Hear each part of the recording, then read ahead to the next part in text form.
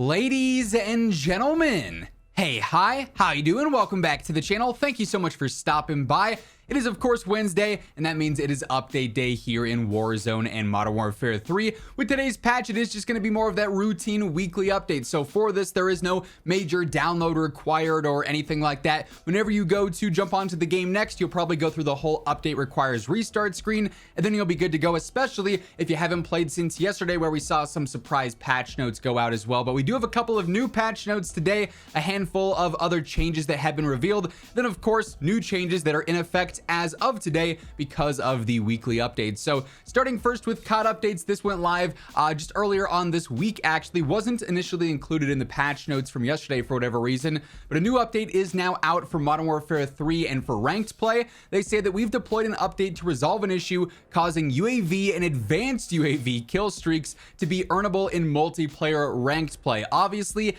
not streaks that are supposed to be allowed in a ranked environment because they're extremely powerful. So there was a bug there for, going on towards the start of the week where players were earning those, but they did quickly solve that. So no more of that cheese is going to be going on in MW3 ranked. Now, this update also included some more surprise meta changes here and some weapon changes, and it's actually to two of the most toxic weapons in the game right now. So with the Wednesday, May 15th patch notes on the Riveter with the 410 gauge ball ammo, the near to mid damage was decreased a decent amount. The mid damage was also decreased. They added a new damage range and the minimum damage was decreased. So the gauge ball ammo across the board on the Riveter just got a decent amount worse there. That is a significant nerf in general. And something that the entire community has been asking for, the tonfas were nerfed. So it'll now take 4 melee hits up from 3 to eliminate an enemy with full health and 3 armor plates. So the tonfas have been wreaking havoc on like Rebirth specifically lately, but they've been broken for a bit now with a crazy fast hit rate and then also just being really strong compared to other melees. So balancing out two of the more toxic setups there is definitely going to balance the meta out some. We've also seen a handful of new updates to the Trello board here, with a couple of upcoming fixes guaranteed now across the board affecting multiplayer zombies and Warzone. So they do now say they have a fix scheduled for saving a prestige camo to a custom mod, resulting in the removal in the invalid camouflage error. This is just like the whole mastery camo custom blueprint glitch that we had a few weeks back, where every time you tried to save a blueprint with Borealis or Priceless or any of the mastery camos, it wouldn't let you save the blueprint. Now it's happening again just with the prestige camos. So I guess this is just going to be a new thing. Every time a new major camo is introduced, hey, you want blueprints with this? Invalid camouflage error is going to attack you there.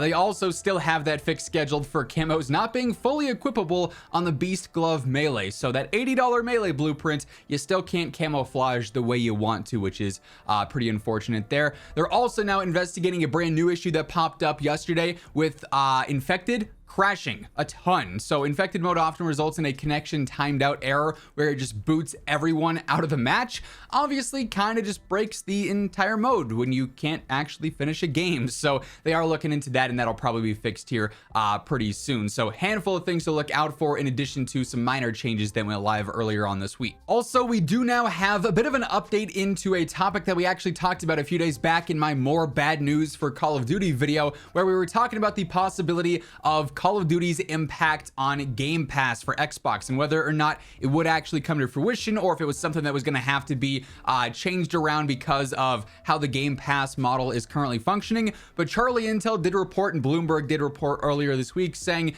that Xbox President Sarah Bond recently reaffirmed all Xbox first-party games will launch day one on Game Pass, potentially including Call of Duty. The exact quote: "Importantly, you get every single one of the games that we build day one in Game Pass, and you're going to see some more really big games going into Game Pass later this year across the whole slate. You're going to see some really amazing things."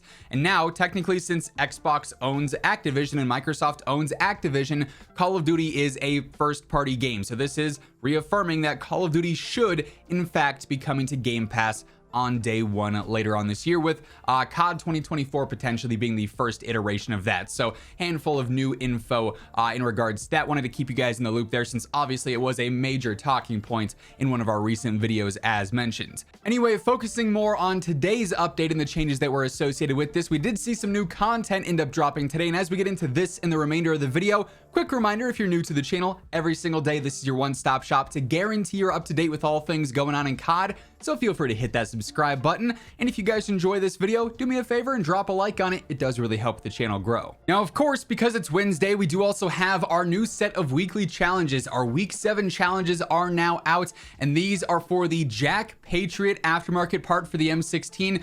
Honestly, the aftermarket part that I've been looking forward to the most, I would say, throughout this season, a fully auto M16. Really curious to see if this thing finds a place in the meta, but this is the final aftermarket update for season 3. Next week for week 8, it's going to be a BP50 blueprint, but for the challenges this week, keep in mind, per usual, you only have to complete 5 out of all of the multiplayer zombies and battle royale challenges, so you can mix and match if you want to.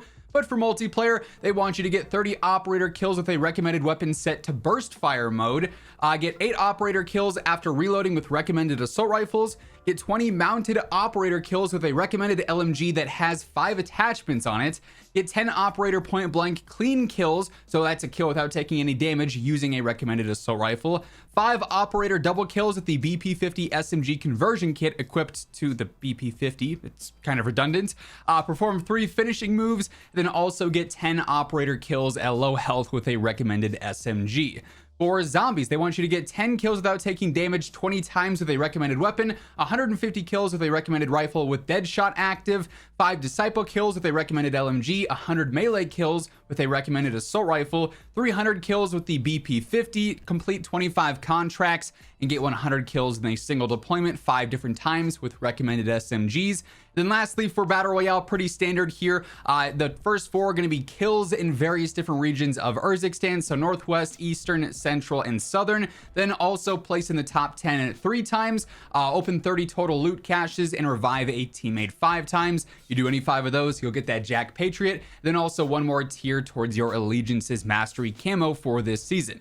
Now, as for the playlist update this week, we do have a new playlist update available in multiplayer. Warzone still, for whatever reason, is staggered on Thursdays, and sometimes we see a playlist update and sometimes they don't, and sometimes they don't really communicate it. So we're gonna have to wait till tomorrow to see if anything substantial ends up changing with the Warzone playlist. But for multiplayer this week, we're looking at, of course, all the usual quick play stuff. We've also got the 10v10 mosh pit arcade with like the floating loot, the explosive weapons, and all the craziness there. Snipers only, the 9v9 war mode, team gunfight, bounty is back, get high is also back with like the whole parkour and obstacle course that's pretty fun to mess around with. We've got 1v1 shipment, the season 3 mosh pit, the small map mosh pit, cutthroat, gunfight, ground war, and then also invasion. So there is a ton to choose from this week when it comes to your general playlist there, at least on the multiplayer side. So yeah, all that being said, that is effectively everything that ended up changing in today's new updates, with some more like mini update patch notes, some actual weapon and meta adjustments there too, and a handful of things to look out for. If you enjoyed the video, do me a favor and drop a like on it. And of course, if you're new to the channel, you want to guarantee that every single day you are up to date with everything going on in the world of Call of Duty, be sure to hit that subscribe button on your way out. But once again, thank you so much for tuning in, and until next time, take it easy, have an awesome rest of your day, and I'll catch you later. Peace out.